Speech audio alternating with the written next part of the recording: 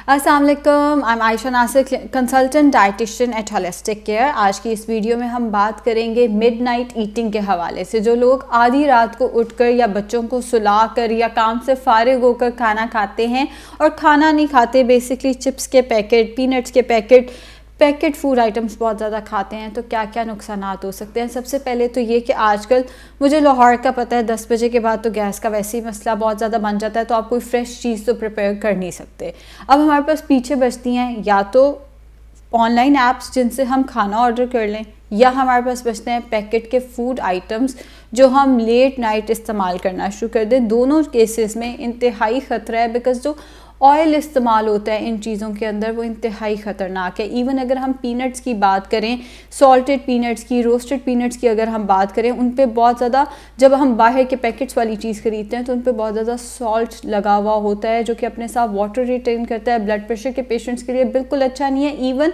आम रूटीन में हमारी किडनी के लिए ये चीज़ कोई बहुत अच्छी नहीं है। फिर आधी रात को जब आप उठकर खाते हैं, वो खाना हज़म तो होना नहीं। आप बेड पे बैठे हैं, बेड पे बैठे बैठे खा रहे हैं, उसके बाद आपने उसी बेड पे बैठे बैठे सो जाना है। उसको बर्न करने का, उसके बाद कोई फ़िज़िकल एक्टिविटी का तो आपके पास टाइम है नहीं कि आप आधा घंटा कोई जॉगिंग कर लें, आधा घंटा कोई रनिंग कर लें या उसको किसी भी तरह से बर्न कर सकें। अब उससे होगा क्या, शुगर के चांसेस बढ़ जाएंगे, डायबिटीज़ के चांसेस जो हैं वो बढ़ जाएंगे, आपका कोलेस्ट्रॉल तो बढ़ना ही बढ़ना है इससे। और एक और चीज़ जो कि मैंने अपनी प्रैक्टिस में बहुत ज़्यादा देखी है कि फ़ैटी लिवर ग्रेड 1, उसको तो अब हम कुछ समझते ही नहीं है कि फ़ैटी लिवर ग्रेड 1 है। ये तो पाकिस्तान में हर एक का होता है, और उसकी वजह क्या है, पाकिस्तान में हर एक का क्यों होता है। तो वैसे हम जब अपना खाना पकाते हैं, हम बहुत ज़्यादा भून के खाना बना रहे होते हैं, हम एक्सेसिव ऑयल उसके अंदर पूरे दिन में वो वाले खाने खा रहे होते हैं जिसमें एक्सेसिव ऑयल डला हुआ है, जिसकी ओवर कुकिंग की हुई है, और रात को हम बैठ के ये जो पैकेट आइटम्स या बाहर के खाने खा रहे होते हैं, ये भी कहीं ना कहीं फ़ैटी लिवर को कॉन्ट्रीब्यूट कर रहे होते हैं। तो किडनी के लिए ये अच्छे नहीं, शुगर के चांसेस ये बढ़ा देते हैं, लिवर को ये डैमेज करते हैं, कोलेस्ट्रॉल इनसे बढ़ जाता है। कोलेस्ट्रॉल भी पाकिस्तान में बहुत ज़्यादा कॉमन होता जा रहा है, और अनफॉर्चुनेटली हम इसका टेस्ट नहीं कराते। हमें लगता है कि इसका टेस्ट कराने की क्या ही ज़रूरत है, ज़्यादा ही आना है साड़ा। और उससे होगा क्या, जब कोई ना कोई कॉम्प्लिकेशन शुरू होगी, जब अल्लाह माफ़ करे हॉस्पिटल तक पहुँचेंगे, तब हमें समझ आती है कि ये तो हमारी वो ईटिंग प्रैक्टिसेस थी, या ये हम एक छोटा सा टेस्ट ही अपना करा लेते, पता नहीं हमने आज तक ये टेस्ट अपना क्यों नहीं कराया हुआ था। तो कोलेस्ट्रॉल को भी आपकी मिडनाइट ईटिंग कहीं ना कहीं बढ़ा रही होती है। इसके अलावा यूरिक एसिड के बारे में मैं कहती हूँ, ये वो वाहिद बीमारी है जो मुझे खुद को भी थी एक ज़माने में, जो कि अब मैनेज हो चुकी है। यूरिक एसिड भी आपका बढ़ता है बहुत ज़्यादा रेड मीट खाने से, या बहुत ज़्यादा अगर आप ओवर ईटिंग करते हैं, तो कहीं ना कहीं वो भी इनडायरेक्टली यूरिक एसिड को कंट्रीब्यूट कर रही होती है। लेट नाइट जब हम खाना खाते हैं तो उसमें अक्सर हम रेड मीट ऑर्डर कर लेते हैं, उसमें अक्सर हम कोई ना कोई सॉस वाली चीज़ ऑर्डर कर लेते हैं। दोनों चीज़ें कहीं ना कहीं यूरिक एसिड को बढ़ाने में कंट्रीब्यूट कर रही होती हैं। इन दोनों चीज़ों से कहीं ना कहीं यूरिक एसिड जो है वो आपका बढ़ रहा होता है। इसके बाद आ जाता है कि हम वेट इससे गेन करना शुरू हो जाते हैं, और वेट गेन करना या ओबेसिटी खुद एक बहुत बड़ी बीमारी है जिसको हम समझ नहीं पाते। ओबेसिटी इनफर्टिलिटी की वजह बन रही है फीमेल्स में आजकल। मेरे पास जो बहुत सारे पेशेंट्स आते हैं ना, दो ही तरह के पेशेंट ज़्यादा आते हैं। एक वो जिन्हें PCOS का मसला है, जो किसी वजह से कंसीव नहीं कर पा रहे, और अब उन पे प्रेशर है कि उन्होंने किसी तरह वेट लॉस करना है। अनफॉर्चुनेटली हमारा अलमिया ये है कि हमने शादी को रिलेट किया हुआ है कि बच्चे ही तो पैदा करने हैं इसके बाद, और फिर जब अल्लाह माफ़ करे जब कंसीव नहीं होता, तो उसके बाद वो शादी पूरी की पूरी स्टेक पे होती है। तब पेशेंट आता है मेरे पास, या जिनके गोडे गिट्टे बिल्कुल रह जाते हैं, जिनके घुटने बिल्कुल जवाब दे जाते हैं ओबेसिटी की वजह से, वो पेशेंट। दो तरह के पेशेंट ज़्यादा कॉमन है, 99% पेशेंट यही होते हैं, या जिनके घुटने काम नहीं कर रहे या जो कंसीव नहीं कर पा रहे। तो दोनों चीज़ें ओबेसिटी की वजह से। आप पहले ही ओबेसिटी को कंट्रोल करें। कल भी मेरे पास एक पेशेंट आई हुई थी, 134 वेट था उनका, नी रिप्लेसमेंट करानी है, डॉक्टर ने कहा उससे पहले भी वज़न कम करें। मतलब अगर आपने कोई सर्जरी करानी है, आपको उससे पहले भी वज़न कम करना है अपना। ओबेसिटी की बड़ी वजह ये मिडनाइट आपकी जो मंचिंग है वो है। फिर ब्लड प्रेशर ये चीज़ें बढ़ा देती हैं। ब्लड प्रेशर क्यों बढ़ता है? जब आप बाहर का खाना खाते हैं या पैकेट आइटम्स, इवन आप घर का भी बेवक्ता खाना खाते हैं, तो वो भी कहीं ना कहीं आपका ब्लड प्रेशर बढ़ाता है। ओबेसिटी से हाइपरटेंशन तो होती है, ओबेसिटी से BP तो बढ़ता ही बढ़ता है। तो वो सारा कुछ कहीं ना कहीं आपको फिर मिडनाइट क्रेविंग्स या मिडनाइट ईटिंग जो हैबिट्स हैं वो कहीं ना कहीं इसके साथ कंट्रीब्यूट कर रही होती हैं। अब मिडनाइट क्रेविंग्स होती क्यों हैं?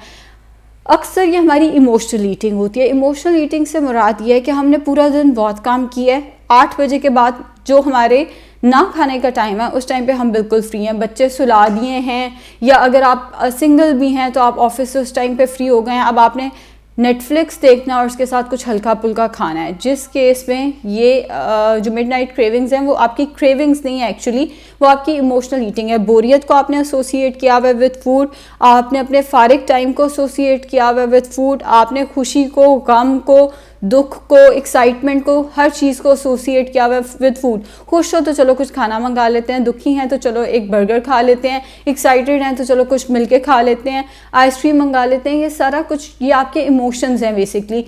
इनका कोई और तरीका, मतलब अगर आपने अपने आप बोर हो रहे हैं आप कोई और एक्टिविटी ढूंढें, आप एक्साइटेड हैं आप कोई और एक्टिविटी ढूंढें, आप फैमिली टाइम वैसे स्पेंड कर लें रादर देन कि हम रात को जब बैठे होते हैं सारी फैमिली फिर हम कुछ नट्स वगैरह खाते रहते हैं। नट्स खाएं, हैंडफुल ऑफ नट्स खाएं।